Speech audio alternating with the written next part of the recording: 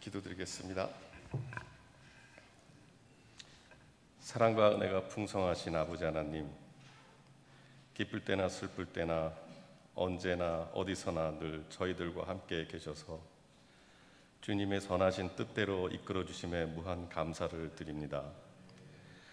온 세상이 주님 주시는 종으로 생명이 있는 것마다 왕성하게 움직이고 활동하는 시작하는 아름다운 이때에 주님의 몸 되시고 지체가 되는 영락교회 이남선교회 화요기도에 부르심에 감사드립니다. 지난 시간 저희 자신들을 돌아볼 때 살아있는 믿음의 모습이 아닌 죽은 믿음 그대로였음을 고백합니다. 행함이 없는 믿음은 죽은 믿음이라는 야고보 선생의 말씀대로 저희의 믿음이 행함이 부족했음을 또한 이 시간 고백합니다. 주님 긍휼히 여겨주시고 성령의 능력으로 강하게 붙들어 주셔서 행함이 넘치는 믿음이 되게 하시고 주님이 향기를 바라고 주님을 나타낼 수 있는 믿음이 되도록 이끌어 주시옵소서. 이 시간 또한 우리 영락 이남 선교회 화요기대로 모였습니다. 주님의 은혜 가운데서도 오늘 모든 기도회와 또한 나눠질 회의가 은혜롭게 논의되고 마무리될 수 있도록 주님의 은혜가 충만하게 넘치는 시간 되게 하여 주시옵소서. 내가 너를 택하였으니 너는 내 것이라 하신 주님, 주님의 일에 힘을 다하고 정성을 다하는 충성된 종들이 되게 하시고 다 함께 힘을 모아 작게는 다가오는 영락가족운동회와 영락교회와 이 나라의 앞장서는 믿음의 일꾼이 되는 이남선교회가 되도록 은혜 나려 주시기를 바라옵나이다.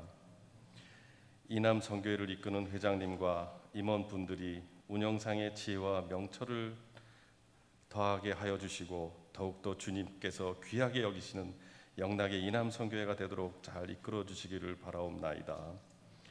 오늘 땅끝에서라는 제하의 말씀으로 단위에 세우시는 우리 사랑하는 김충선 목사님께 능력의 능력을 더하여 주시고 말씀을 통하여 새 힘을 얻게 하시고 선택받은 우리 애들에게 행함이 있는 믿음을 실천할 수 있도록 하여 주시옵소서.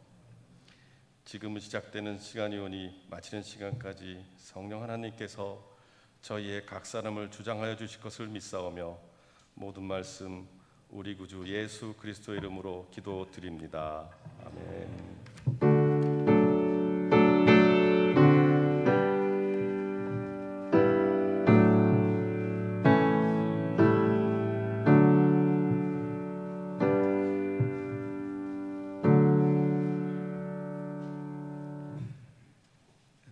오늘의 말씀은 사도행전 1장 8절 말씀입니다. 다 같이 봉독하겠습니다. 오직 성령이 너희에게 임하시면 너희가 권능을 받고 예루살렘과 온 유대와 사마리아와 땅끝까지 이르러 내 증인이 되시라 하시니라. 아멘. 다음은 동대문 중랑지구 찬양대가 선한 능력으로 라는 제목으로 찬양하겠습니다.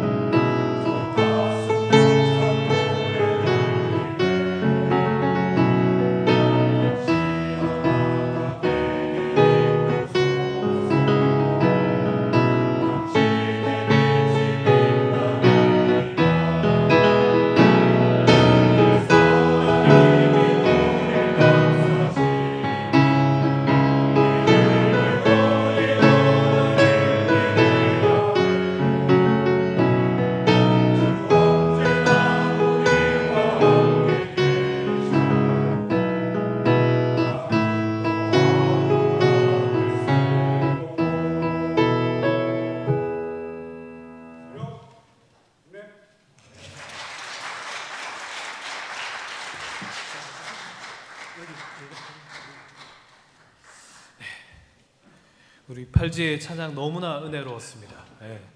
제가 최근에 몇 주 와서 봤는데 다른 교구 없죠? 제일 잘한 것 같습니다. 예. 정말 은혜 찬양이 있었고 은혜가 있었습니다. 네. 저희 교구가 안 보여서 그 얘기 했습니다. 네. 식사하셨습니까? 네, 식사 잘 하셨죠? 집사님 1페이지로 가시면 됩니다. 1페이지로. 지금 130페이지 와 있는 것 같습니다. 이제 이스라엘 이야기 이제 세 번째 이야기입니다. 오늘은 제가 하기 전에 몇 가지 이제 소개하고 이제 설명하려고 합니다. 나중에 이스라엘 가시면은 구매해야 되는 것들이 몇 가지가 있습니다. 예, 그렇죠. 예. 집사님 1페이지입니다. 1페이지 숫자 1 치고 네, 맞습니다. 일자로 가시면 되는데. 집사님 우리 가기 전에 영상 한번 보고 가겠습니다. 영상 잠시만 좀 기다려 주십시오. 가면은 사야 될 물건들이 있습니다. 막 사시면 안 되고 그래도 꼭 사면은 좋겠다라고 싶은 거 추천. 이거 아십니까? 메노라라고 부르는 겁니다. 촛대. 예, 이제 하나님의 영광이 있다. 제 자리에도 있고요. 저의 안방에도 있고 몇 군데 놓여져 있습니다. 무겁습니다. 동으로 된 거. 30년 된 동. 아주 돈 좀 들여서 샀습니다. 네, 이게 있다고 해서 하나님 영광이 오는 건 아니지만 그래도 구매해놓고 사시면 좋죠. 이런 메노라가 있으면 참 좋고요. 또 두 번째는 이거죠. 양각 뿔나팔. 양각 우리가 이제 천부장, 백부장 이야기하든 뭐 기드온이 전쟁을 하러 가든 이제 원래 이것을 이렇게 이제 끼고 들어가서 이렇게 가지고 있다가 전쟁할 때 이들이 이것을 부는 겁니다. 제가 불 줄 몰라서 이렇게 붙여놨습니다. 깨지지 말라고. 이거는 비싸기보다 들고 들어올 때 잘 깨지기 때문에 들고 들어오기 힘든데 반쪽짜리도 있습니다. 반쪽짜리도. 그래도 이게 이제 양각 뿔나팔을 부르면은 뭐 천부장, 백부장 이야기할 때 나오지만 한 번 부르면은 백부장들이 모이고 뭐 두 번 불면은 다 모이고 크게 불면은 전쟁이 나는 거다 하는 민수기 10장의 이야기가 나옵니다. 근데 그게 나중에는 뭐냐면은 누가 기억해 주는 겁니까? 하나님이 그 소리를 듣고 기억해 주는 겁니다. 그러니까 나중에 기드온이 전쟁하러 갔을 때 뭘 들고 갔냐면은 횃불, 항아리, 그리고 뿔나팔.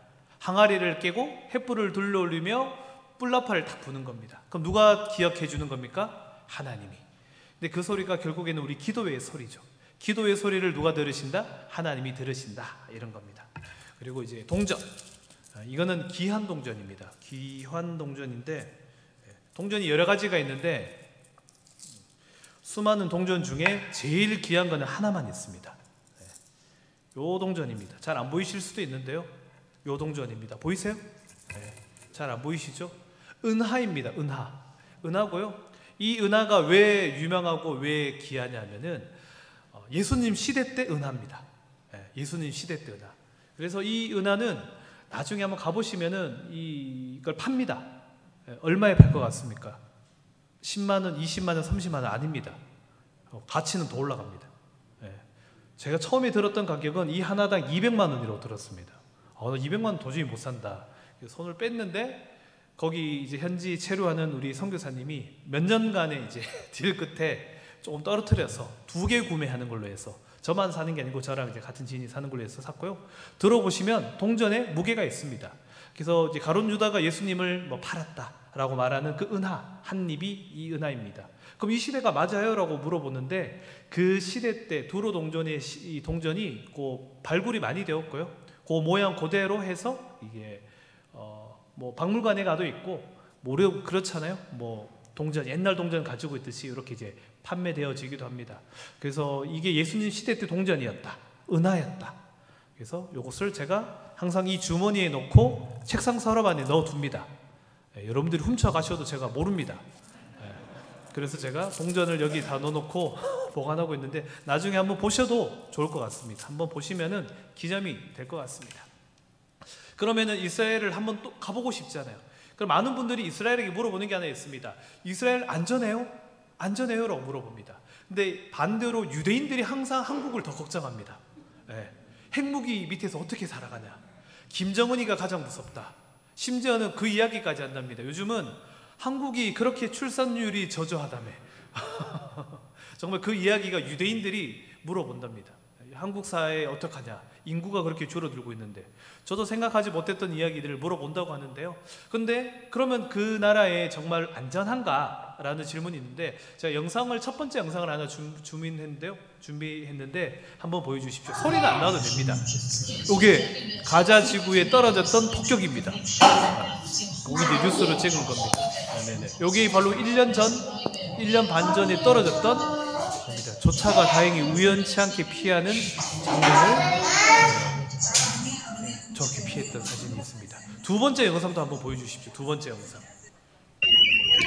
이거는 실제로 그 폭격이 떨어지는 무섭죠? 네. 네, 아주 들어보십니다. 꺼주셔도 됩니다. 이거 보시면 이제 이스라엘 안 갈 것 같아.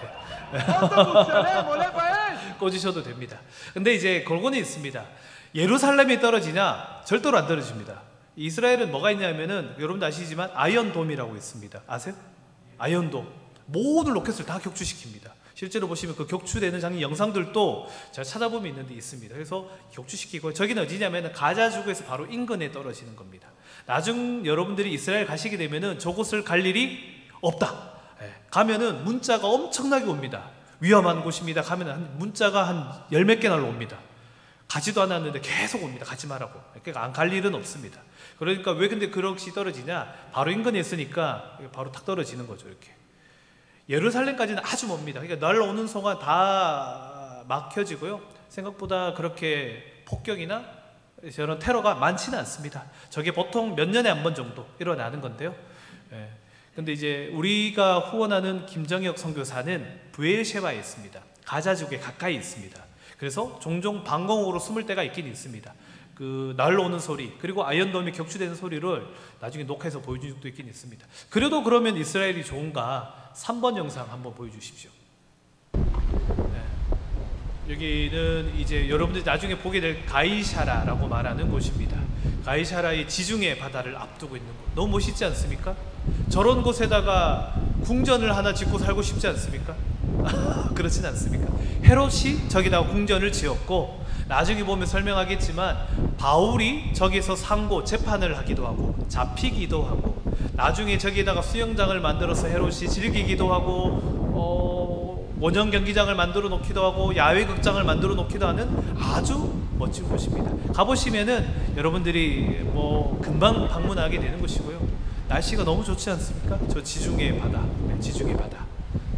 다음 영상 한번 보여주시겠습니까?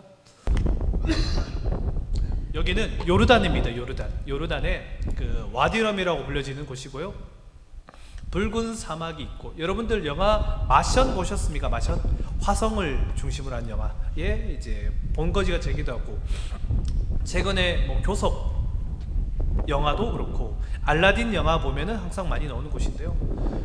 저는 저곳이 참 경이롭습니다. 요르단 가보신 분들은 가보셨을 텐데, 저 길로 왜 그러면 지금 유명하냐? 출애굽했던 이스라엘 백성들이 저 길을 통해서 올라갔던 길입니다. 그러니까 저 언덕 위에 올라 있으면은 수많은 이스라엘 백성들이 걸어오는 그 모습이 다 보이는 거죠. 이렇게 종종 그 암논 사람들이 내려가서 도둑질을 했던 겁니다. 그래서 저런 참 좋아합니다. 마지막 영상 한번 보여주십시오. 저기는 유대 광야의 마지막 일몰이 지고 있는 장면입니다. 나중에 여러분들이 가시면은 광야를 꼭 방문할 텐데요. 낮에 가면 참 덥지만 저렇게 일몰 시간 아니면 일출 시간에 가시면 정말 아름다운 모습을 보고 또 많은 것을 생각할 수 있는 시간이 주어집니다. 정말 저 일몰 시간에는. 그래서 앉아 있는 영상입니다. 저 영상 귀한 영상입니다. 찍기 쉽지 않은데 올라가서 굳이 찍고 온 영상. 저렇게 해가 지금 저어가고 있는 유대 광야의 모습. 그렇습니다. 이제 다시 PPT로 오셔서 영상 보도록 하겠습니다. 오늘은 제가 고민하다가 뭘 할까 고민하다가 사도행전을 중심으로 우리가 한번 봤으면 좋겠다 싶어서 말했고요. 여러분들 성경책을 가지고 있으신 분들은 보시면서 함께 보시면 좋을 것 같습니다. 예루살렘 지도입니다. 나중에 가보시면은 이 PPT의 문제입니다. 나중에 원래 영상으로 보면 더 깨끗하게 나오는데 프로젝트의 문제입니다. 여기가 이제 황금돔, 우리가 소위 말하는 이삭이 바쳐졌다라고 말하는 모리아산. 그리고 나중에 이곳이 성전터가 되었죠. 그리고 이쪽이 동쪽이고 동쪽에 뭐가 있느냐? 감람산이 있습니다. 동쪽에 감람산. 동쪽으로 감람산에 올라오시면 되고요. 그 바로 밑에 옆에 보시면은 승천 장소, 겟세마네 동산 등등 해서 있습니다. 근데 감람산 옆에 보면 하얀 거, 이거는 뭘 것 같아요? 이거는 뭘 것 같습니까? 무덤입니다. 예, 여러분 영락동산도 참 좋지만 어디가 좋다? 여기가 좋다. 예. 예수님이 어디서 승천하셨습니까? 여기서 승천하셨잖아요.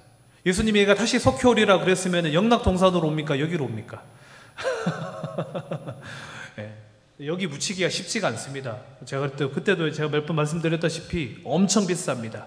그리고 여기 누가 묻혀 있느냐? 학계, 스가랴, 수많은 그런 선지자들과 함께 랍비들이 묻혀져 있는 곳입니다. 여기가 이제 그렇고요. 이 실로암 물에서 이 길을 따라 올라가면은 성전으로 이어지는 히스기야 터널이 있고요. 원래는 이쪽이 다윗성이 있었던 곳입니다. 이해되십니까? 근데 항상 그렇지만 모든 고지대는 단층이 쌓여지잖아요. 그러니까 올라가는 겁니다. 우리도 조선시대 땅은 우리 발 밑에 있잖아요. 조선시대는 땅을 파야지 밑에 있잖아요. 원래는 이 밑쪽이었는데 올라가서 결국은 여기에 자리 잡게 되어졌고, 이쪽이 통곡의 벽이 되는 거고요. 여기가 뭐죠? 예루살렘 성전이 되는 거니까 누가 못 들어갑니까? 저 안에는 유대인들이 들어갈 수가 없습니다. 왜냐하면은 십자군 전쟁 그렇게 열심히 했지만 십자군 전쟁 패배했잖아요. 그러니까 이슬람이 그 위치를 가지고 있는 겁니다. 모든 땅을 다 유대인들이 가지고 있지만 저 땅만큼은 못 가졌습니다. 그러니까 그 성벽 밑에서 통곡의 벽에서 울면서 기도하는 겁니다. 이렇게 기도하는 것이고요. 나중에 보시면 하나 나오겠지만 이쪽이 미문이고요. 미문이고 나중에 보시면 이쪽 뒷길로 해서 예수님이 비아 돌로사라고 말해서 끌려 올라가서 골고다 언덕에서 십자가의 장소를 당했던 곳. 그리고 이쪽 밑에가 그 마가 다락방이 있었던 곳이고 대제사장의 집이 있었던 곳. 베드로가 통곡했다라고 말하는 그곳이 이렇게 주어져 있습니다. 여기 이제 다음 사진인데요. 이스라엘에도 눈이 옵니다. 네, 아셨습니까? 네, 눈이 옵니다. 눈이 오고요. 스키도 탑니다. 여기가 바로 승천 교회의 장면이고요. 여기가 바로 미문이라고 불려지는 동쪽문. 그래서 아시겠지만 그 베드로가 들어갈 때 은금은 내게 없거니와 내가 일으켜 준다라고 말했던 그 문이 여기에 놓여져 있습니다. 여기에 다 막혀져 있죠. 여기 황금돔 사원은 여러분들은 들어가실 수가 있습니다. 왜냐하면 여러분들은 유대인들이 아니니까 여권을 보여주고 통과해서 들어가서 보시면 됩니다. 1장 8절 말씀이 보면은 이렇게 이야기합니다. 오직 성령이 너에게 임하면 권능을 받고 예루살렘, 온 유대, 사마리아와 땅끝까지 이르러 내 증인이 되라고 말하는 성령님의 명령인데 제자들이 이 말을 듣고 싶어 하지 않았습니다. 제자들은 그냥 온 예루살렘, 온 유대까지만 구원받기를 원했죠. 지금도 어떻습니까? 지금도 유대인들은 우리가 하나님의 말씀을 받고 하나님의 이야기를 듣는 걸 거부하고 싫어합니다. 그러니까 반대로 예루살렘과 온 유대까지만 증거하려고 했는데 누가 개입하십니까? 성령님이 계속 개입하십니다. 원래는 자기들만 잘 먹고 잘 살려고 했으니까 누가 잘 살았습니까? 7 집사를 뽑아서 본인들만 행복하려고 했는데 성령 하나님이 스데반을 순교시키면서 박해와 일어나면서 그들이 흩어지게 된 겁니다. 그 이야기가 사도행전에 이제 기록되고 있는 겁니다. 사도행전의 구조는 보시면은 이렇게 구조가 나옵니다. 예루살렘, 온 유대, 그리고 사마리아, 그리고 땅 끝까지 이르게 되어지는 구조로 이어지는데요. 사도행전 하나만 넘겨주시겠습니까? 네. 1장 7절까지는 예루살렘의 이야기가 나옵니다. 스데반까지. 그리고 그 이후에는 사마리아에서 빌립이 어떤 일을 했는지가 등장하다가 나중에는 아시아와 유럽까지 이어지게 되어지는 사도행전의 이야기가 끝까지 나오게 되는 겁니다. 이게 사도행전의 구조입니다.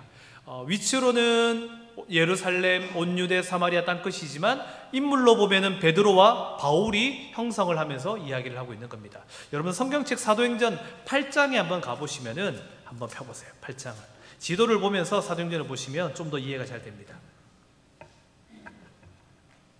8장에 가보시면은 이렇게 이야기하죠.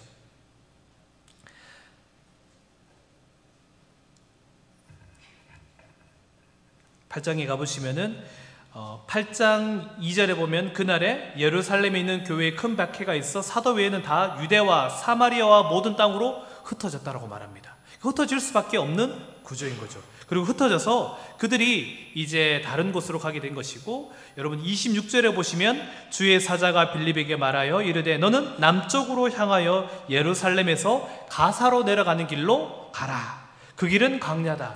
바로 이곳에서 내려간 겁니다. 예루살렘에서 남쪽인 이 가자지구. 제가 얘기했지만 폭격은 여기서 이루어집니다. 가자지구에서 요만큼 여기 아소도 만들고 여기 아스켈론이라고 말하는 여기까지 폭격이 이루어지는 겁니다.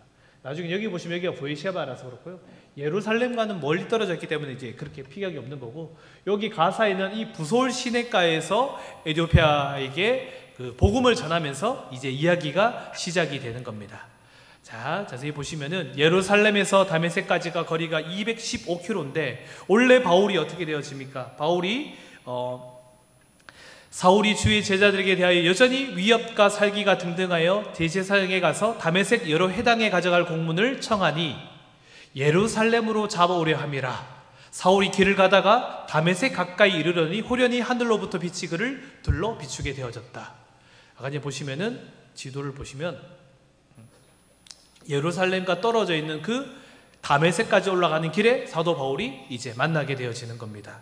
그리고 이제 사도행전 10장에 들어와서 땅끝을 향해서, 그리고 베드로가 환상을 바라보면서 고넬료의 이야기를 바라보면서 이제 이야기가 시작이 되어지죠. 여기 보시면 예루살렘은 여기에 있습니다. 그리고 욥바라는 곳이 바로 여기에 있습니다. 그리고 제가 아까 전에 지중해라고 말했던 가이사라가 바로 여기에 있습니다. 그러니까 요 바다 쪽이 가장 그렇죠. 욥바는 지금 현재는 우리가 뭐라고 부르냐면은 텔아비브라고 부르죠. 공항이 있고 대사관들이 있고 어쩌면 행정적 수도가 텔아비브, 이 욥바항입니다. 그리고 욥바 하면 생각나는 사람이 누굽니까? 요나가 배를 타고 도망가려고 했던 곳. 이 욥바항에서 베드로가 환상을 바라보면서 이제 이방인에게, 하나님을 믿지 않는 이방인들에게 하나님의 복음을 전해야겠다라는 마음이 들기 시작하는 경우가 이제 시작을 한 겁니다. 나중에 한번 여러분들 그 욥바항 텔아비브를 가보시면 너무나 아름답습니다. 정말 그 지중해 물결이, 지중해 바다가, 또 지중해 하늘이 얼마나 아름다운지를 보실 수 있습니다. 여러분들 뭐 가시면은 보십니다. 가시면은 또 여기 바로 보는 게 바로 뭡니까? 이 뭐죠? 큰 물고기. 요나에 등장하는 물고기가 고래가 아니고 큰 물고기. 저희 시험에 나왔었습니다. 이게 신전 다닐 때. 고래가 아니고 물고기가 아니고 큰 물고기. 큰 물고기가 요나를 이렇게 삼켜서 이제 그랬다라고 해서 저 큰 물고기가 모양처럼 있고요. 그 바로 옆에 보면 무슨 먼 교회가 있냐면 바로 베드로 환상교회가 있습니다.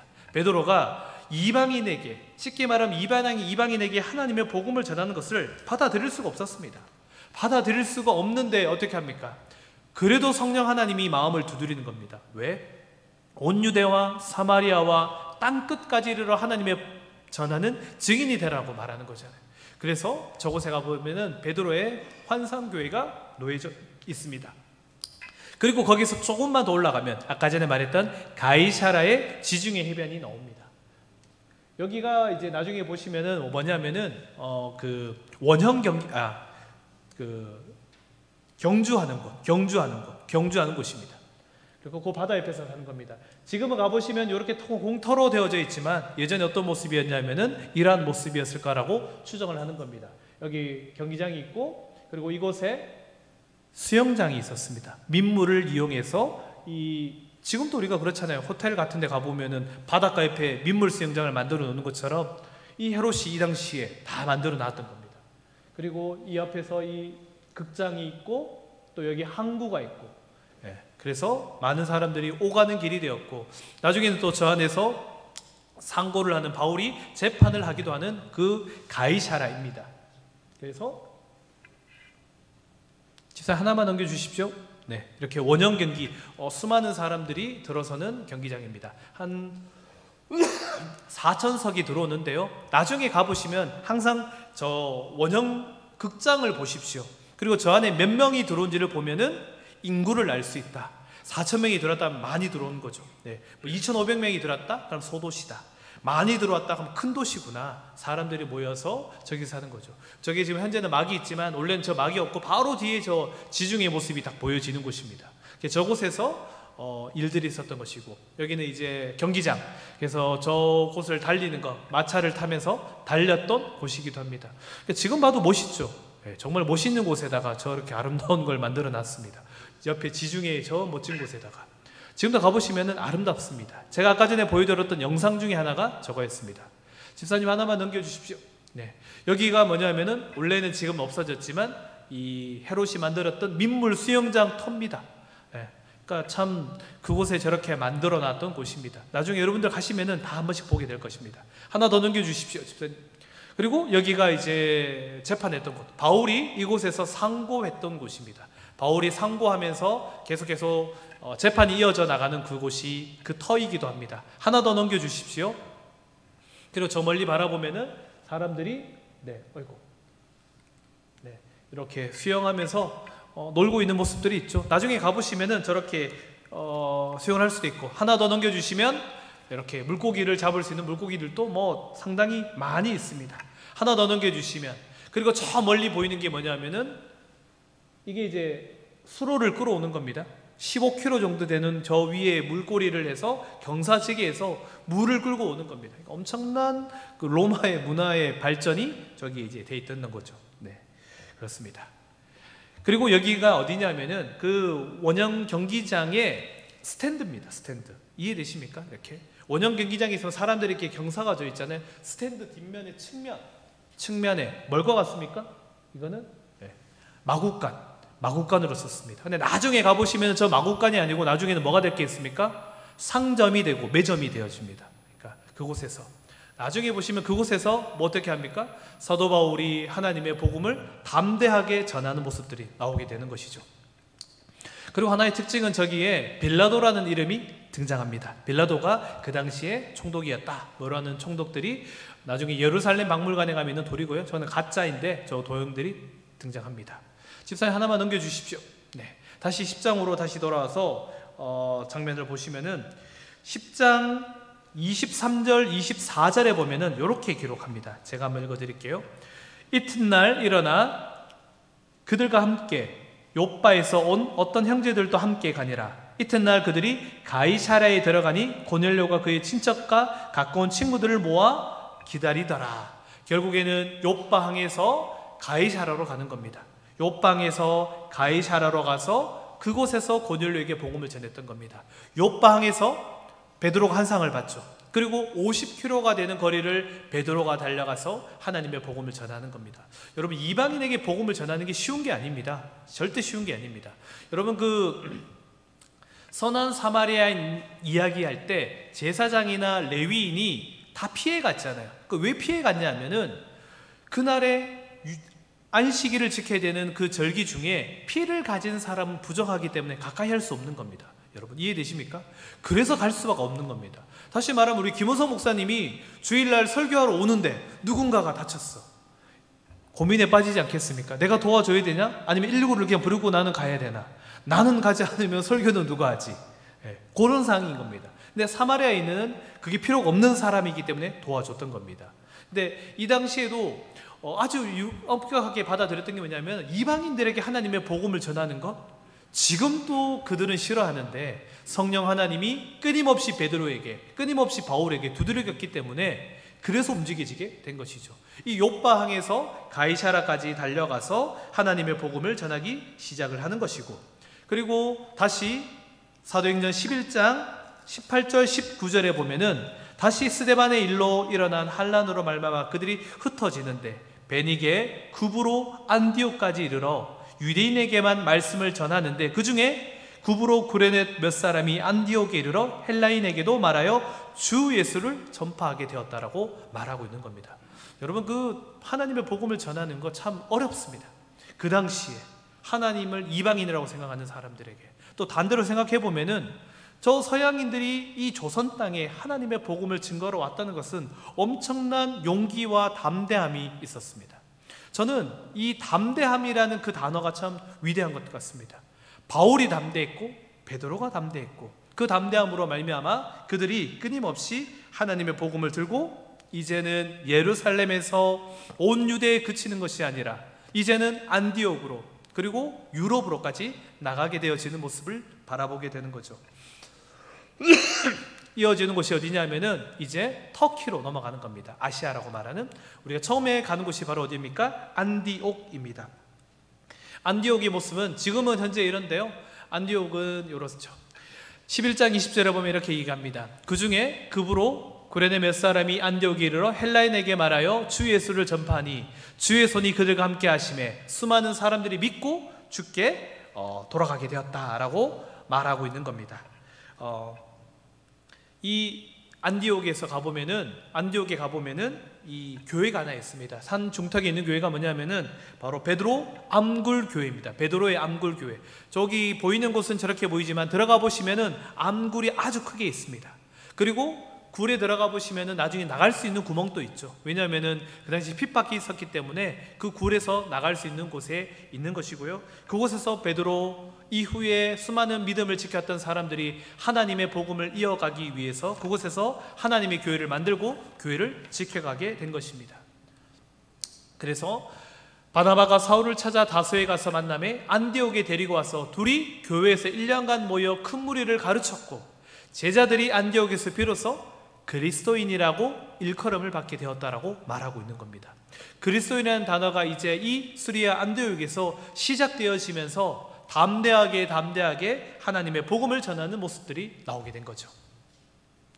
지도에 하나만 넘겨주세요. 네, 이게 이제 1차 전도여행지가 이어지는 장면인데요. 하나 더 넘겨주시면 한 번 더. 네, 여기서 보시면 안디옥에서 이제 출발해서 이 구브로라는 섬으로 들어갑니다. 살람이 바보에 들어갔다가 이 동산이 이어지게 되는 것인데요.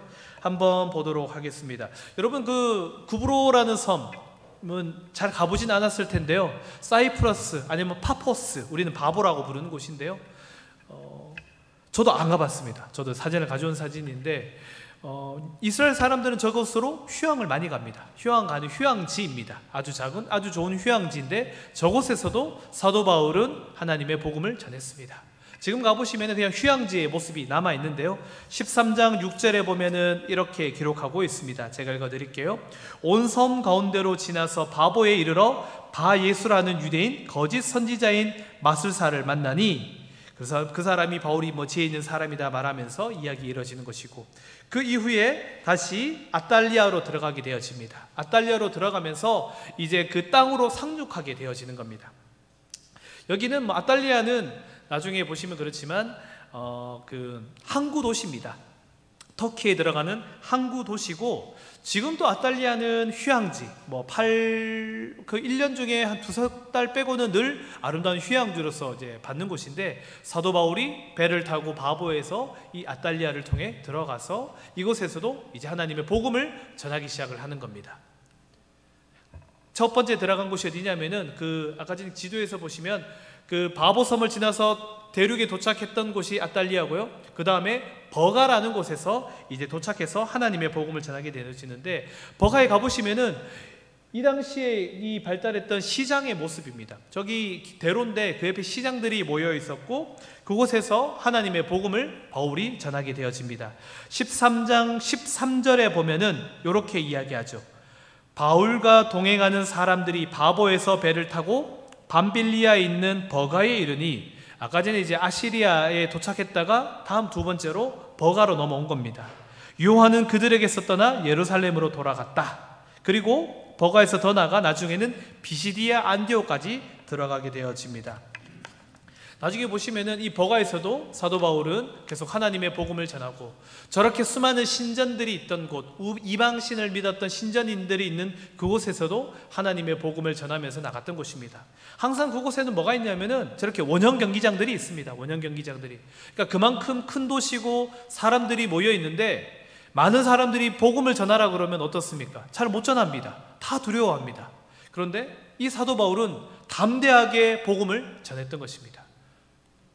여기는 아까 전에 말했던 마구간이 아니고 그 원형 경기장 밑에 있는 곳에 하나의 상점들인 거죠. 그러니까 이런 곳에서 바울이 어떻게 했느냐, 하나님의 복음을 전했더니 그곳이 변화되어지는 겁니다. 지금 보시면은 이게 항공 사진인데요. 여기가 바로 교회터입니다. 교회터로 바뀌어져서요, 그곳에서 거대한 교회를 만들어가는 모습을 보여주게 된 거죠.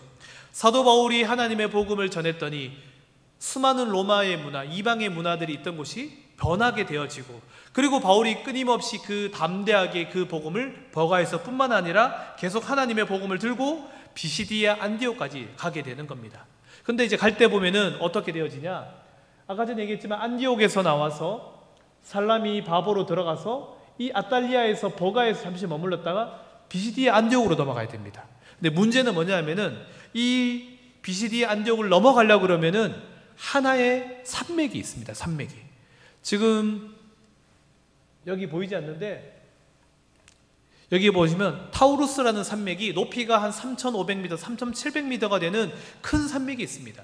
지금 또 차를 타고 가도 엄청 힘들고요, 나중에 가시면 뭐 타고 가냐? 비행기를 타고 갑니다. 왜냐하면 그 산맥이 너무나 높고 길을 막고 있으니까. 저 산맥이 보이시죠? 항공에서도. 그런데 사도 바울은 어떻게 갔겠습니까? 걸어간 겁니다. 하나님의 복음을 전하기 위해서. 사도 바울이 하나님의 복음을 담대한 마음으로 전하기 위해서 저 길을 걸어서 걸어갔던 것입니다. 그래서 도착했던 곳이 어디냐? 바로 13장 14절에 나오는 비시디아 안디옥에 이르러 안식일에 회당에 들어가서 앉았다라고 말합니다. 엄청난 사건인데, 처음으로 유대인 회당에 들어가서 하나님이 아니라 예수 그리스도를 설교하고 전파하게 되어지는 사건이 나오게 된 것입니다. 이 비시디아 안디옥은 엄청 큰 곳입니다. 이곳이 지금 또 터만 남아있지만 이게 아우구스투스의 신전 자리입니다. 엄청난 큰 신전들이 그 안에서 자리 잡고 있었는데, 그곳에서도 사도 바울은 거침이 없었습니다. 거침이 없이 하나님의 복음을 담대하게 전했습니다. 담대하게 전했더니 어떻게 되어집니까? 그곳이 변하게 되어지는 것이죠. 여기도 보면 뭐라고 써 있습니까? 유대인들을 기다리던 구세주가 바로 예수님이다. 예루살렘 사람들은 그분을 알아보지 못하고 십자가에 못 박아 죽였다. 이것은 예언서를 성취시킨 것이다. 이제 그분으로 말미암아 우리 죄를 용서받을 수 있게 되었으며 율법으로 용서를 받을 수 없다. 이 말을 듣고 깨달은 사람은 이방인으로 유대교에 개종한 사람들이었으며, 유대인들은 반발하여 발의 먼지를 털어버리고 도망치다시피 하여 이고니온으로 갔다. 나중에 보시면 이 또 바울을 박해하기도 하고, 바울이 그곳에서 하나님의 복음을 또 설교를 하면서 나갔던 것입니다. 첫 회당의 연설을 이 비시디아 안디옥에서 해 나가면서 사도 바울은 끊임없이 나갔던 겁니다. 하나 넘겨주십시오. 여기가 원래는 어디냐면은 아우구스투스 신전입니다. 그러니까 원래 얼마나 큰 신전이 있었느냐면은 그 사도 바울이 갔을 때 여기가 그냥 그 돌이 아니라 암벽입니다. 그러니까 암벽을 깎아서 신전을 만들었던 곳입니다. 지금 이제 터만 남아 있는 곳인데, 이 엄청난 곳에서 주눅 들지 않고 성령 하나님만 의지하고 사도 바울이 거침없이 전도하며 나갔던 모습들입니다. 저는 항상 이 사도행전을 바라보면서 첫 번째는 성령님의 이끄심, 두 번째는 담대하게, 이게 제일 중요한 것 같습니다. 성령님의 이끄심이 왜 중요하냐면은, 여러분 사도 바울이 뭐라 그랬습니까? 나중에 사람들이 너 예루살렘에 가면은 너 결박당하고 너 힘들어져 라고 얘기했죠. 빌립의 처녀 내 딸이. 그런데 사도 바울이 뭐라 그럽니까? 나도 그거 알고 있지만 나의 목숨이 아깝지 않다라는 마음으로 달려가는 겁니다. 이게 뭔 이야기냐면은, 너 그 일하면 힘들어, 하지 말라는 뜻이구나 우리는 생각하잖아요. 근데 사도 바울은 그렇구나, 그래도 나는 감당할 거야. 근데 성령 하나님이 어떻게 했습니까? 죽을 줄 알았더니 그를 로마로 이끌어서 땅끝까지 하나님의 복음을 전하게 하는 역사심을 바라보게 되는 것이죠. 하나 넘겨주십시오, 집사님. 네. 그래서 그 비시디아 안디옥이 변해갑니다. 여기도 써있지만은 바울의 교회가 생겨나기 시작을 했죠. 그래서 하나님의 복음이 최초로 전파되게 되었고, 하나 더 넘겨주시면 바울이 세웠던 이제 기념교회죠. 그곳에서 하나님의 복음을 전했던 그것들이 흔적들이 남아 있는 겁니다. 교회는 이런 모습이었고요. 나중에 가시면 늘 모자이크를 보셔야 됩니다. 모자이크, 그 장면을 다 모자이크로 남겨놨던 겁니다. 네. 그 당시 그 바실리카 회당들이 이러한 모습으로 있었다라고 말하는 것이고요. 나중에는 이곳에서 세례도 진행되었다라고 이야기를 합니다. 바울은 뿌리고 지나갔지만 그곳에서 수많은 교회들이 성장하면서 이루어나게 된 것이죠. 우리나라도 생각해 보시면은 여러분 선교사님들이 이렇게 빨리 들어와서 빨리 복음이 전파된 적이 없습니다. 생각해 보시면 우리나라는 특징이 하나 있습니다. 왜 빨리 전파되었느냐? 다른 나라들은 선교사들이 들어가서 그 나라 언어를 공부합니다. 공부하는데 몇 년 걸릴 것 같습니까? 30년 걸립니다. 그 시대 때는. 그럼 그 복음을 전파하다 보면 선교사들이 바뀌기도 하고 복음을 전하기 힘들어지죠. 근데 우리나라는 선교사가 먼저 들어오기 전에 성경이 번역되었습니다. 만주에서 존 노스, 그 다음에 일본의 이수정 선교사가 그 요코하마 항에서 신약을 요한복음을 다 번역을 했습니다. 근데 언더우드가 한국으로 들어올 때 배를 2번 씁니다. 어디 쉴 것 같습니까? 미국에서 출발해서 들어오는데 첫 번째는 하와이, 그리고 두 번째가 요코하마 함흥에 정박했는데 그때 벌써 이수정이 번역한 신약 성경이 있었던 겁니다. 그래서 그거를 들고 한국에 들어와서 한국 사람들에게 언어를 배울 필요가 없는 거예요. 성경책을 나눠주면 되는 겁니다. 그렇기 때문에 그 30년의 역사가 줄어들고 역사가 일어나게 된 겁니다. 근데 그 성령의 바람이 불면은 그저 뿌리는 그런 것들이지만 엄청난 변화가 나타나게 되는 거죠. 비시디 안디옥에도 동일하게 이 역사가 일어나고 된 거죠. 그래서 이 흔적이 남아있는 그곳에 그들은 버가에서 더 나아가 비시디 안독에 이르러 안식일에 해당에 들어가서 앉았다. 이게 첫 번째로 바울이 그 땅에서 복음을 전파한 사건입니다. 바울이 일어나 손짓하며 말하되 이스라엘 사람들과 하나님을 경외하는 사람들아 들으라 라고 이야기를 하면서 나중에 여러분 성경 보시면은 설교의 이야기가 쭉 다 나오게 기록되어져 있는 겁니다. 그러다가 어떻게 됩니까? 쫓겨나죠. 쫓겨나서 그가 다시 이고니온으로 갑니다. 쫓겨났다고 해서 여러분 이 사도 바울이 기죽지 않습니다. 다시 이고니온에 가서 하나님의 복음을 전파하고 또 이곳에서 전파하다가 어떻게 되어집니까? 사도행전 14장 1절과 5절에 보면은 14장 1절에 한번 보시면은 이고니온에서 두 사도들과 함께 해당에서 전파했더니 사람들이 믿기 시작합니다. 담대하게 말했더니 3절에도 보면은 두 사도가 오래에서 주를 힘입어 담대하게 말했더니 믿어집니다. 하지만 유대인들이 5절에 보시면 이방인과 유대인과 그 관리들이 두 사도를 모욕하며 돌로 치려고 달려드니 또 어떻게 합니까? 또 도망갈 수밖에 없는 것이고 그래서 루스드라, 더베로 쫓겨나면서 어떻게 합니까? 1차 전도 여행이 마치게 되어지는 겁니다. 네. 나중에 가보시면은 저런 사도 바울 기념교회들이 남아 있습니다.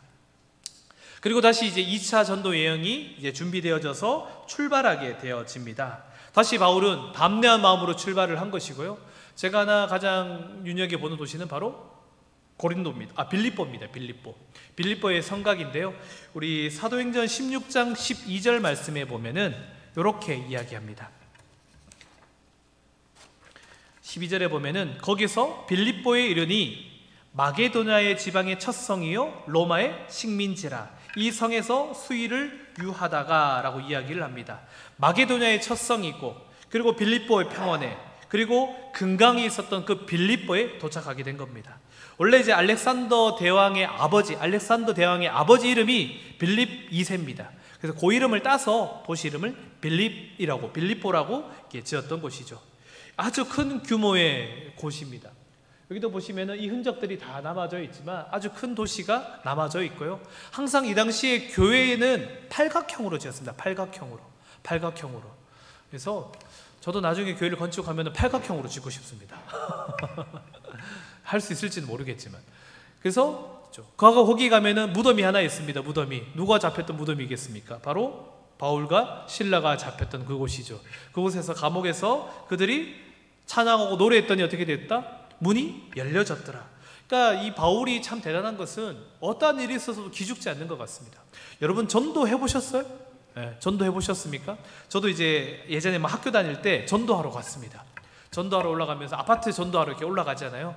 이제 우리 동아리에서 교회를 정해서 어느 지방의 시골 마을에 가서 그 교회를 이제 전도를 도와주는 겁니다. 동아리가 갔는데 이제 저도 잘 못할 때 아파트를 갔는데 올라가면서 이렇게 15층부터 내려오는 겁니다. 15층부터 14층 내려오는데 교회 문패가 붙어 있으면은 누르지 않습니다. 네. 교회 문패가 없으면은 누릅니다. 근데 1호, 2호가 있으면 두 사람이 같이 가잖아요. 1호는 네가, 2호는 내가. 그래서 올라가서 어떻게 올라갑니까? 올라가는 동안 기도를 합니다. 하나님, 절대로 사람이 나오지 않도록 해주십시오. 절대로 사람이 나오지 띵동 안 누르기를, 문패가 붙어 있기를. 왜냐하면 저도 두렵고 떨리니까. 두렵고 떨리니까. 근데 하다 보면은 참 힘들죠. 비난도 당하고 먹습니다. 근데 그게 어느 정도 선을 넘어서면은 뭐 나중에 뭐 소위 말하는 소금을 뭐 맞거나 이런 게 있으면은 행복합니다. 여러분들은 안 행복할 수 있는데 저는 행복해집니다. 왜냐하면은 나중에 써먹을 수 있는 에피소드가 쌓이는 거잖아요. 나 누가 정말 똥물을 퍼서 저한테 얹었으면 좋겠다, 그런 생각도 했습니다. 그럼 나중에 제가 설교할 때 그런 수모도 겪었습니다 하면 얼마나 좋겠습니까? 저만 그런가요? 근데 이제 그렇게 전도를 하다 보니까 두 가지 마음이 들었습니다. 힘들다. 그런데 할 수 있겠다. 근데 이제 사도 바울이 성령님의 이끄심이 있으니까 정말 거침없이 나가는 거고요. 남들 같았으면은 저 감옥에 갇혔을 때 멈췄을 겁니다. 근데 사도 바울은 멈추지 않고 끊임없이 나가서 하나님의 복음을 열었더니 어떻게 되었습니까? 감옥 문이 열려지는 그 역사를 보게 된 것입니다. 그리고 빌립보에 가면은 가장 유명한 사람이 누굽니까? 바로 루디아죠. 두아디라 시의 자주장색 옷감 장사 바로 루디아가 있습니다. 루디아를 기념하는 교회인데요. 가보시면은 하나 넘겨주십시오, 집사님. 가보시면 저런 모습입니다. 팔각형 저렇게. 다 가보시면은 팔각형. 그 팔각형을 하는 이유는 팔복교회. 가보시면은 팔복교회가 이렇게 되어 있습니다. 예루살렘 갈릴리 호세에 가보시면은 팔복교회가 저렇게 팔각형 교회가 있습니다. 네, 다시 또 넘겨주시면 왜 저기 이제 세례반이 있습니다. 보이세요? 이게 이제 세례반입니다. 세례반. 우리는 세례반이 있지 않지만 어느 교회 가면 저렇게 세례반들이 있습니다. 세례반이 있는 이유는 뭡니까? 저 루디아가 바울에게 처음으로 세례를 받게 되어지죠. 저 집 뒤터에 가보면은 앞으로 하나만 올려주십시오. 앞으로 위로. 네네. 저렇게 바로 집 뒤에 흐르는 강이 있습니다. 그래서 저기서 세례를 받았을 것이다. 유럽 최초의 세례 사건이 베풀어진 것이죠. 바울이 하나님의 복음을 전하고 세례를 주고 하나님의 교회를 만들어가는 일을 거침없이 해나가는 모습입니다.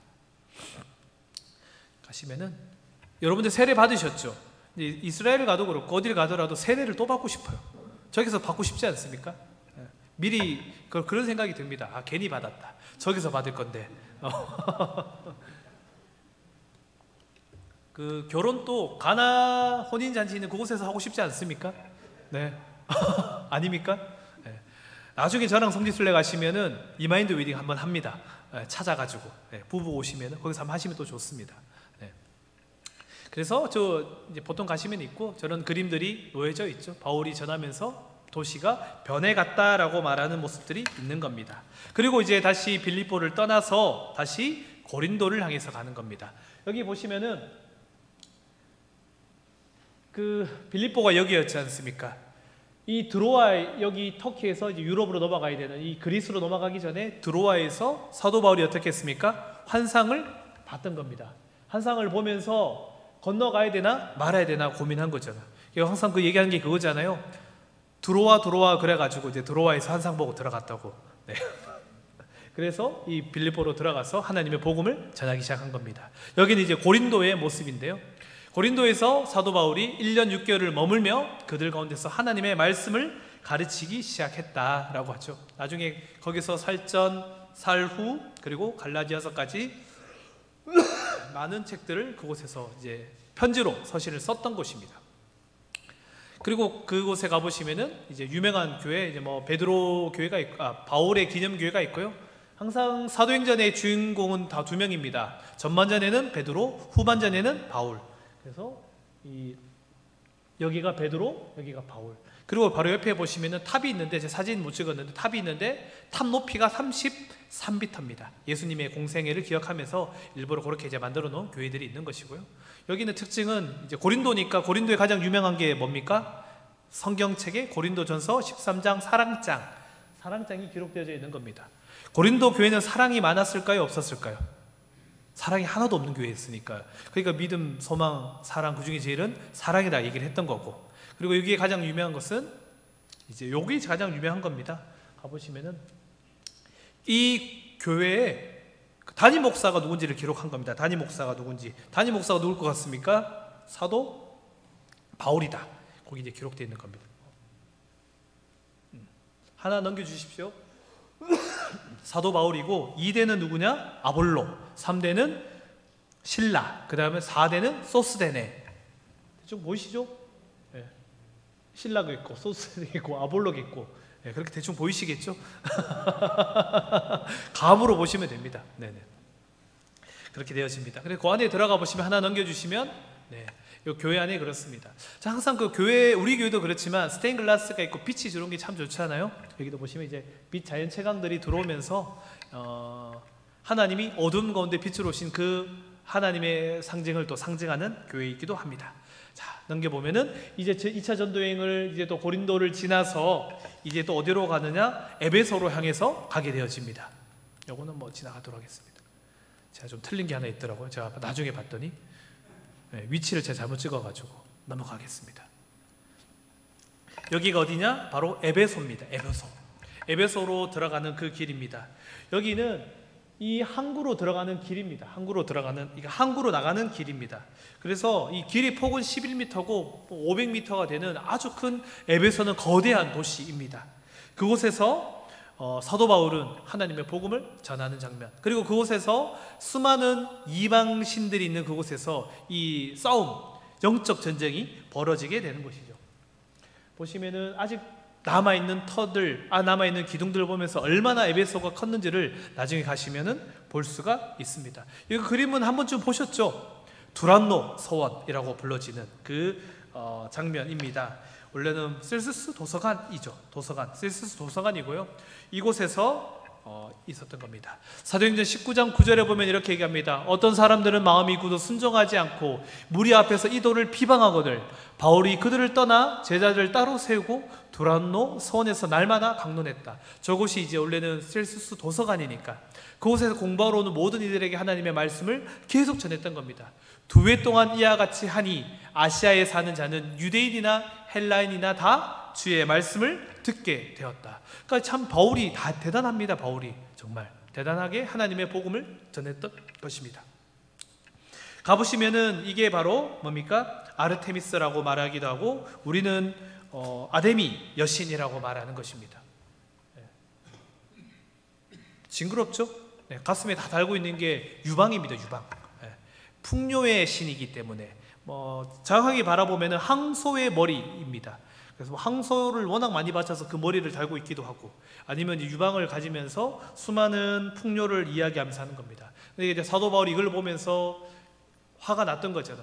이런 여신들을 보면서 어떻게 저걸 좋아하느냐, 수많은 사람들이 사람이 만든 것을 믿고 있느냐. 넘겨주십시오, 집사님.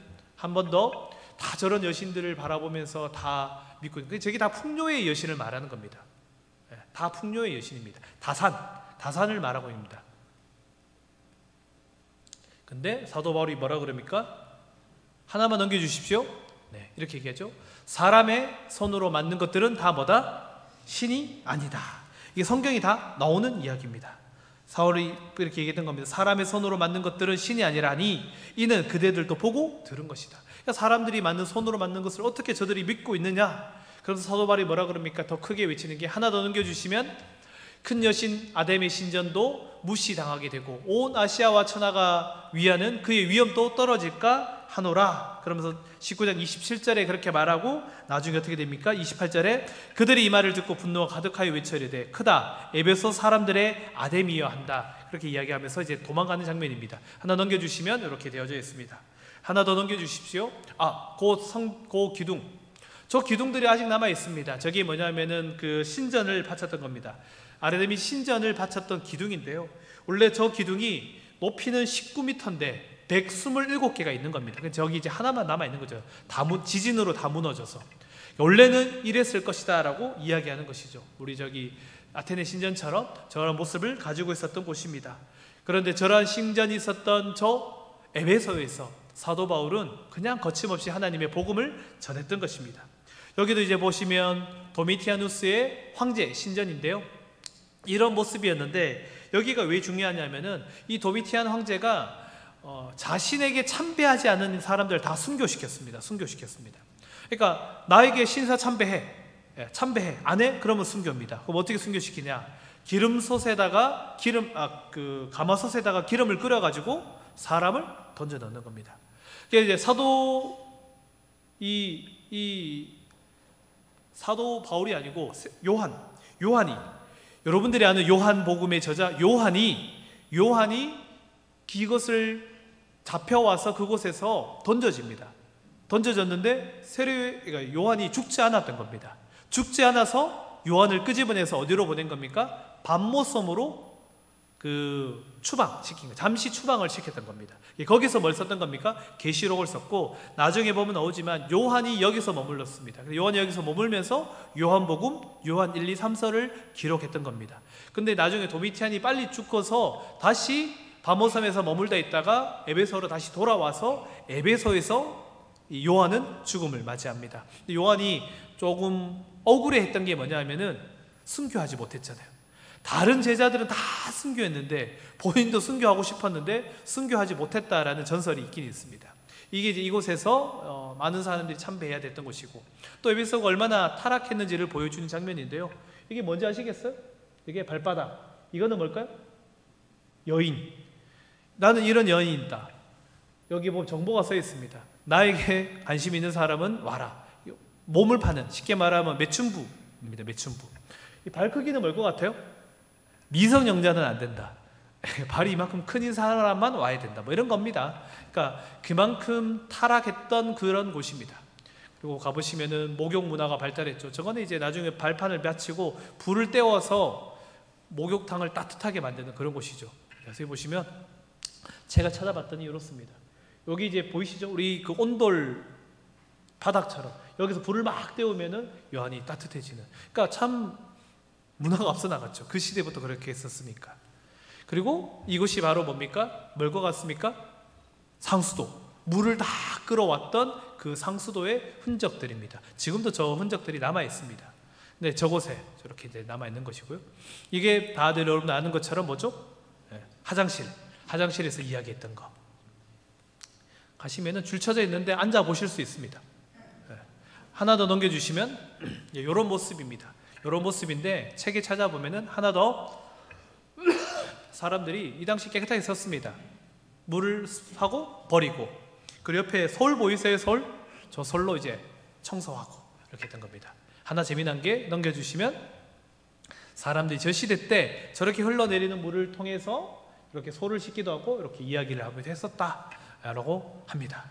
하나 더 넘겨주시면 이 솔, 이게 뭐냐면은 예수님이 십자가에 달리셨을 때 사람들이 달려가서 해면을 가져다가 포도주에 적셔서 갈 때 맺게 했던 게 그게 저겁니다.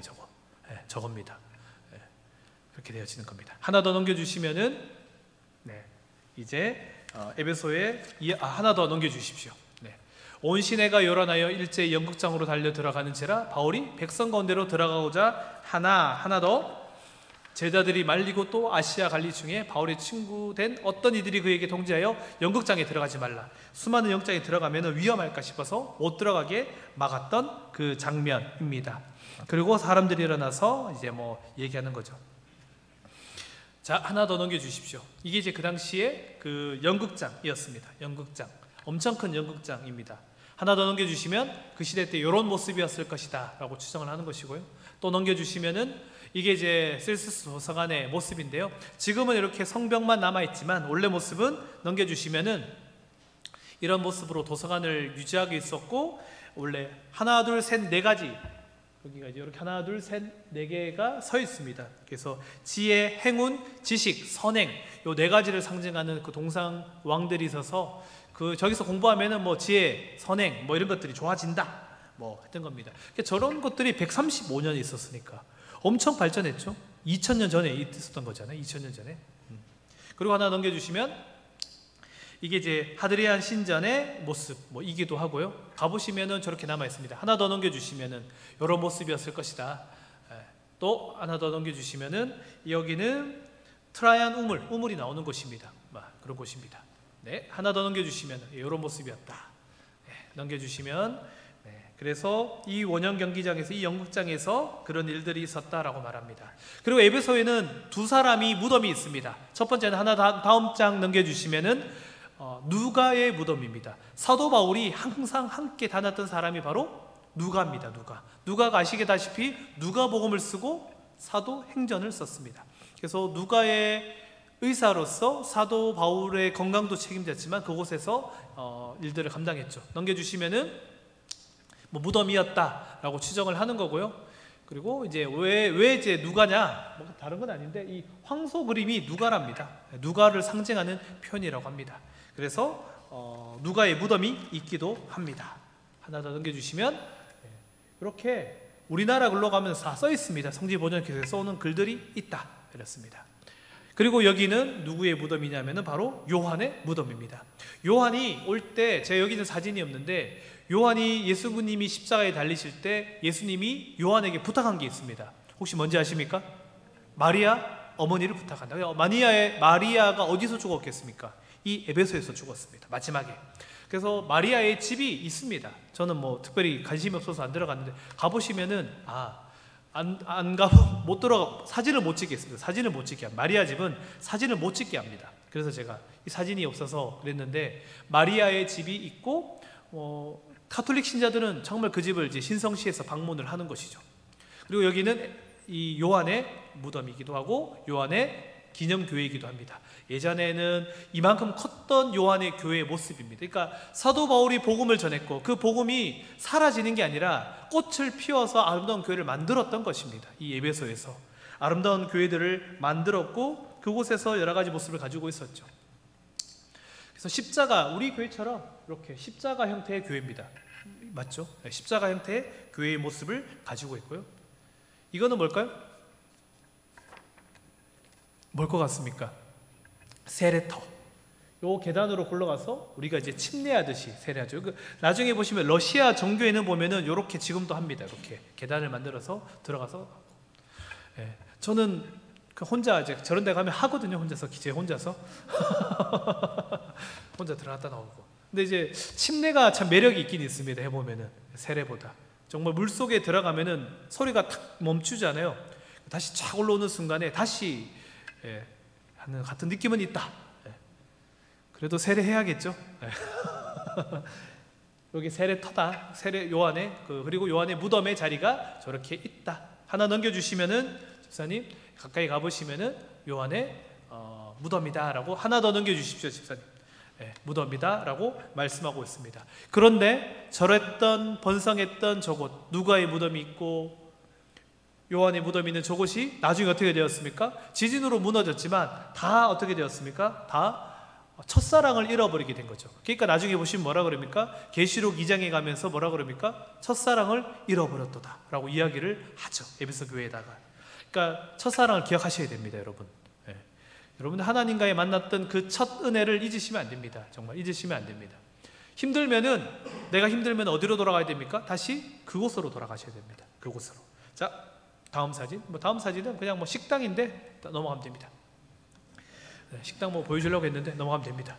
마지막에 이제 바울이 이제 로마로 갔던 겁니다. 여러분들 로마는 많이 또 가보셨을 텐데 이 타나서 로마로 이제 들어가게 된 겁니다. 여기는 이제 포로 로마로라고 말하는 여러분 콜로세움 원형 경기장이 있는 그러한 곳입니다. 참 저곳 저 좋아합니다. 몇 번 가면서 너무너무 좋았습니다. 가보시면은 정말 역사가 있는 곳이니까요. 이제 포로 로마로에 가면서 딱 드는 게 바로 누굽니까? 이제 나중에 사도 바울의 이야기가 나오죠. 하나 넘겨주시면은 바울이 온 이태를 자기 셋집에 머물면서 자기에게 오는 사람들을 다 영접하고 하나님 나라를 전파하며 주 예수 그리스도에 관한 모든 것을 어떻게 했다? 담대하게 거침없이 가르치더라. 담대하게 하나님의 말씀을 끝까지 사도 바울이 가르쳤습니다. 그래서 나중에 보시면 사도 바울이 계속 하나님의 복음을 땅끝까지 전하면서 하나님의 복음을 전했던 것입니다. 집사님 넘겨주시면 될 것 같습니다. 넘겨주세요. 네. 나중에 이 그림들이 이제 이거는 상상, 제 상상은 아니고 이렇게 하지 않았을까? 사도행전 29장이 있었으면은 사도 바울의 마지막 여행이 이러지 않았을까? 뭐라고 얘기를 하는 겁니다. 그래서 여기서 마지막 교회를 돌아보면서 점검하고 마지막에 마쳤을 거다. 집사님 넘겨주십시오. 한 번 더, 한 번 더, 한 번 더, 한 번 더, 한 번 더. 네네. 이제 이곳이 바로 이제 사도 바울이 마지막으로 저곳에서 순교했던 그 장소이지요.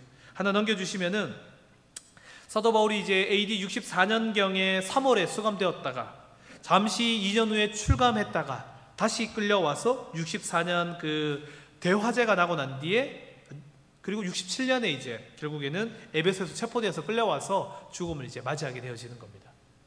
이제 요 교회로 올라가는 거, 이 계단을 뭐 천국의 계단이다라고 부르기도 하더라고요.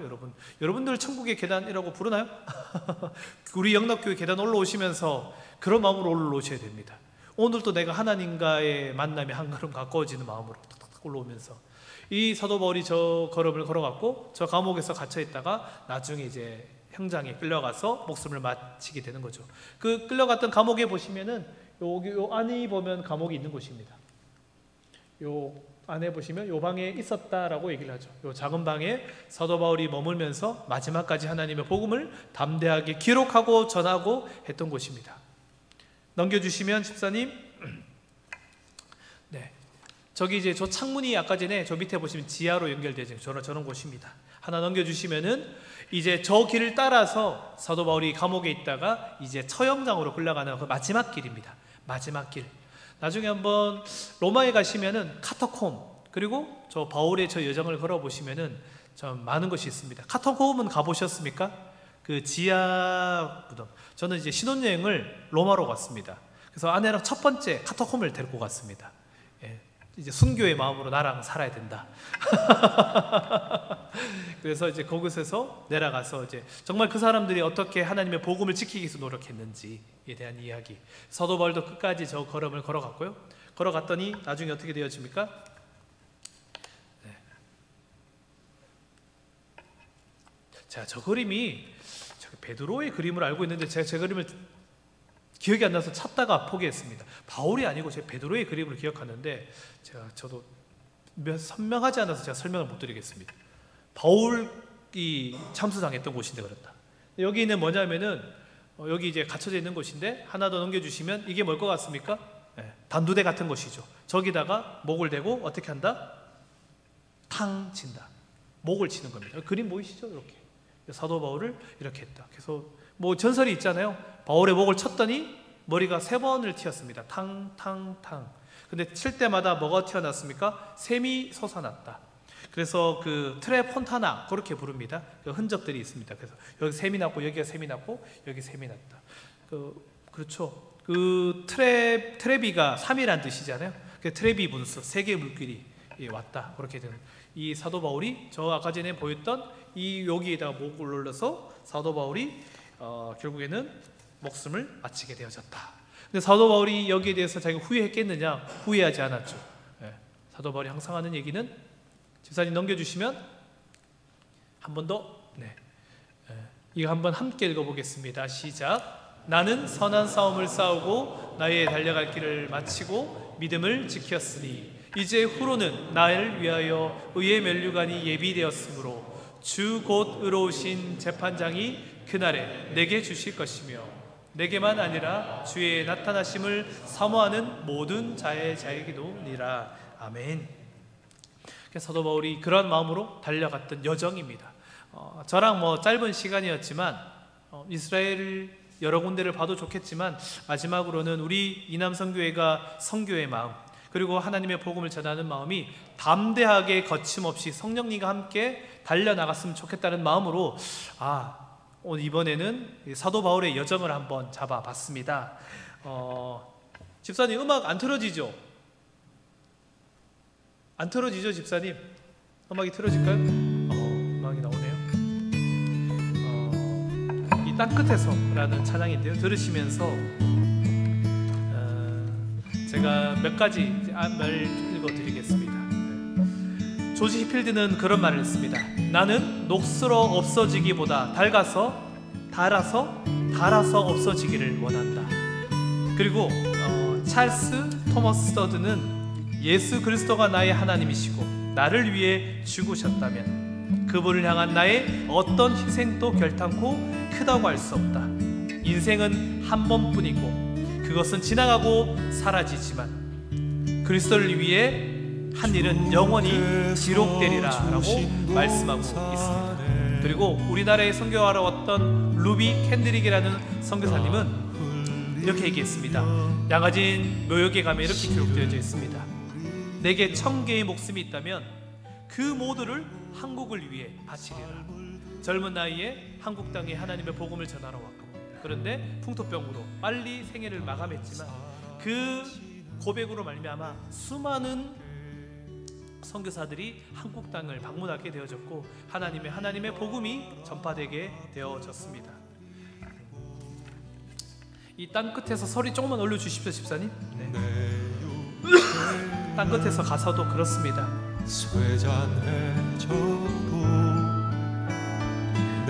내 모든 내 삶을 날 사랑하는 주님께 드린다라는 그 고백인데요, 잠시 눈을 감고 한번 돌아봤으면 좋겠습니다. 내가 하나님의 복음을, 하나님의 사랑을 내가 담대하게 전할 수 있을까? 또 누군가에 담대하게 전했던 그 은혜 때문에 내가 하나님의 복음을 만나게 되었는데, 나 역시 하나님의 복음을 거침없이 담대하게 전할 수 있는 주의 백성이 되기를 바라는 마음으로 이 시간 잠시 묵상하며 기도했으면 좋겠습니다. 땅끝에서 주님을 배우니 주께 드릴 노래 가득한 곳, 땅의 모든 끝 찬양하라. 주님 오실 길 예비하라. 땅의 모든 끝에서 주님을 찬양하라. 영광의 주님 곧 오시리라. 기도하겠습니다. 자비로우신 하나님, 하나님의 말씀을 이 땅 가운데 담대하게 전할 수 있는 우리의 삶의 자리가 되게 하여 주시옵소서. 하나님의 복음이 살아있게 하여 주시고 그 복음을 전할 수 있는 성령님의 마음을 우리에게 허락하여 주시옵소서. 우리 이남 선교회 하나님의 복음을 담대하게 거침없이 성령님과 함께 전하게 하여 주시고 그 일을 감당할 수 있는 그릇과 능력과 강건함과 하나님 주시는 지혜를 허락하여 주시옵소서. 그래서 하나님을 통해 이 땅 가운데 아름다운 열매를 만들어 나가는 사랑하는 영락교회 이남선교회 모든 회원들의 삶의 자리가 되게 하여 주시옵소서. 하나님의 말씀이 우리 마음에 새겨지듯 살아있는 주님의 말씀이 이 땅 가운데 땅 끝까지 하나님의 복음이 전파되게 하여 주시옵소서. 이 모든 말씀 우리 주 예수 그리스도의 이름으로 기도드리옵나이다. 아멘.